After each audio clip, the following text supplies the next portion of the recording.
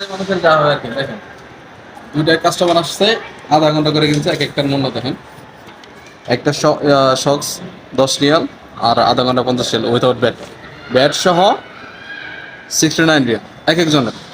তো দুইটা কিনছে 6:30 থেকে 7টা পর্যন্ত সময়। এদের আমি 11 ঘন্টা আগে ঢুকাই দিছি। বইটা দেখেন, 6:35 বাজে এখন। তো কি হয়েছে, 6:19 ঢুকছে, 6:28 দুইটা বের হয়ে গেছে। এই যে মোজা ফালাই হয়ে গেছে, নতুন মোজা কিছু হয় না। আরেকজন কিনছে, বাজার 1700 হয়ে গেছে আমার কাছে। আধা ঘন্টা 6:30 থেকে 7টা, ও মোজাটা ফালাই গেছে, এটাও ফালাই গেছে। টাকা থাকলে যা হয় আর কি, টাকার কোনো মূল্য নাই। একে 70 রিয়ালে বাংলাদেশের 2,000 টাকা আছে, তো 3 জনে 6,000 টাকা এরকম ফেলা দিয়ে গেছে। হ্যাঁ, ওদের কাছে টাকা পয়সা কোনো বিষয় না।